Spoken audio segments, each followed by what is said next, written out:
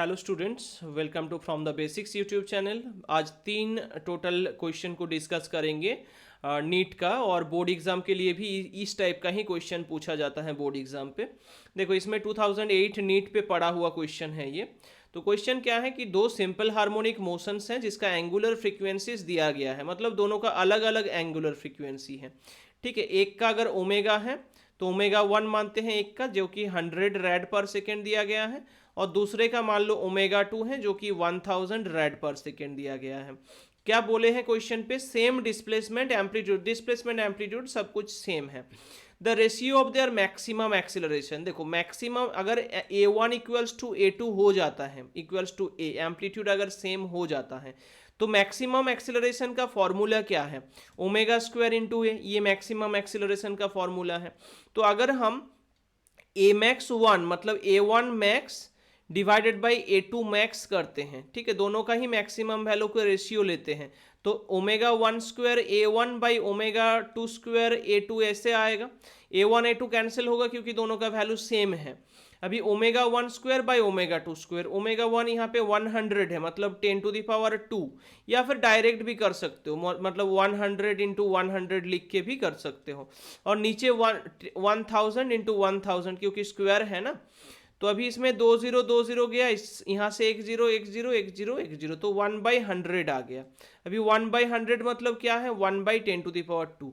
तो दोनों का रेशियो क्या हुआ? 1:10 टू द पावर 2। ठीक है, तो रेशियो ऑफ देयर मैक्सिमम एक्सेलरेशंस जो हैं वो हम लोगों को 1:10 स्क्वायर मिला। ऑप्शन नंबर बी इसमें करेक्ट आंसर होगा। ठीक है, आई होप क्लियर है, इसमें कुछ डाउट नहीं है क्योंकि जस्ट फॉर्मूला को याद करके करना था इस पे।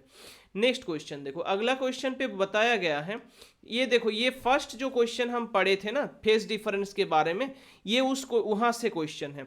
तो instantaneous velocity and acceleration of A particle, जहां पे एसएचएम हो रहा है इसके बीच में, तो कोई कोई स्टूडेंट इसमें है जो कि डायरेक्टली बोल देंगे जो फर्स्ट क्लास को अटेंड किए थे, मतलब इस न्यूमेरिकल वाला फर्स्ट पार्ट को अटेंड किए थे, या थियोरेटिकल का last part, last question, last theory.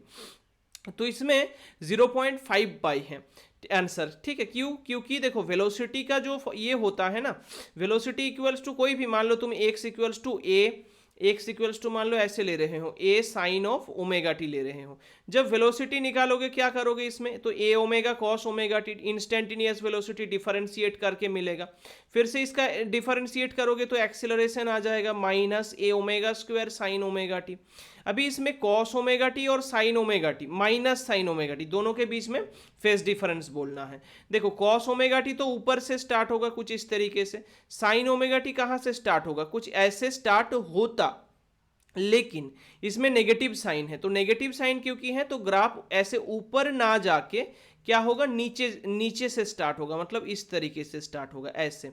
ठीक है, अब देखो अगर ऐसे स्टार्ट हुआ होता है ग्राफ ऐसे, ठीक है, ये भी ऐसे जा रहा है। एक काम करो, क्या काम करना है? जो वेलोसिटी, ये वेलोसिटी का था ना और ये एक्सीलरेशन का, तो वेलोसिटी का ये जो लाइन है इसको थोड़ा सा यहाँ पे शिफ्ट कर दो। तो थोड़ा सा वहां पे शिफ्ट करने से होगा क्या, यहाँ पे अगर शिफ्ट कर देते हो, देखो ये वाला पैटर्न और इधर ये वाला पैटर्न सेम दिख रहा है, मतलब यहां से ये ग्राफ और यहां से ये ग्राफ सेम टाइप का है, तो तब सेम होता, ये दोनों तब सेम होता, तब सेम फेज में रहता अगर v को थोड़ा सा आगे की ओर खींच के हम ड्रॉ करते। लेकिन v को ऐसे किए नहीं है, तो कितना फेज का डिफरेंस हो गया? फिर ये डिस्टेंस जो होगा वही फेज डिफरेंस होगा। ठीक है, वो डिस्टेंस कितना है सर? तो देखो एक वेव हम कैसे ड्रॉ करते हैं, ऐसे ये पूरा सिंगल वेव है।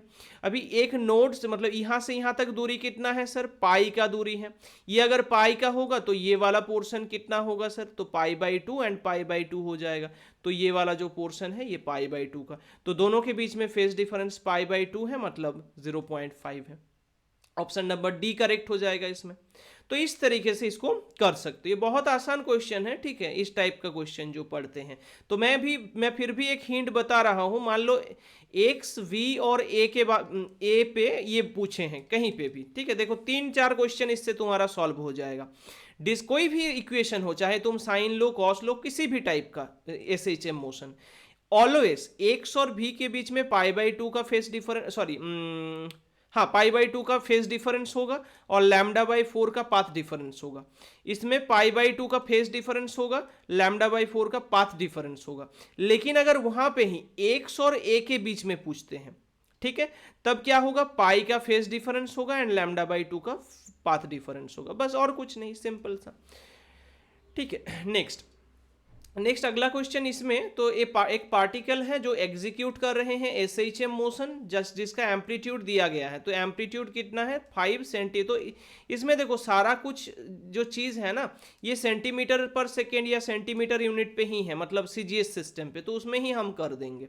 तो इसमें एम्पलीट्यूड दिया गया है 5 सेंटीमीटर पर सेकेंड। मैक्सिमम स्पीड वीमैक्स का फॉर्मूला क्या है सर, ओमेगा इंटू ए, उसका वैल्यू क्या दिया गया है 31.4 सेंटीमीटर पर सेकेंड।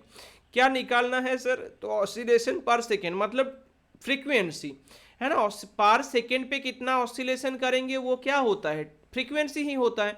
तो हम लोगों से फ्रीक्वेंसी पूछे हैं इसमें, ठीक है। तो फ्रीक्वेंसी क्या आएगा, देखो ओमेगा को क्या लिख सकते हो, 2 पाई बाई कैपिटल टी।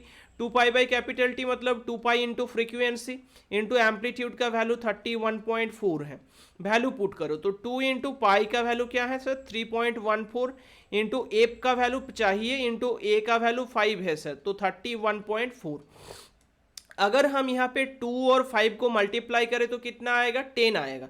10 और 3.14 को मल्टीप्लाई करें तो 31.4 आएगा। इतना एफ इक्वल्स टू 31.4, ये दोनों कैंसिल हो गया तो एफ का वैल्यू 1 मिला। मतलब इसका फ्रीक्वेंसी जो होगा, इस एसएचएम मोशन का फ्रीक्वेंसी, वो ऑप्शन डी 1 मिल जाएगा, ठीक है। तो जब पार्टिकल एग्जीक्यूट कर रहे हैं एसएचएम, तब फ्रीक्वेंसी उसका कितना आएगा, 1 आएगा, बस सिंपल सा मैटर है। ओके, तो 3 क्वेश्चन आज टोटल डिस्कस किए हैं। अगर किसी पे डाउट होता है तो कमेंट सेक्शन पे कमेंट करना 1 2 3 वाइज कि इसमें डाउट है, ठीक है। मैं कोशिश करूंगा उसको हल करने का, सॉल्व करने का, ठीक है। Okay, thank you for watching.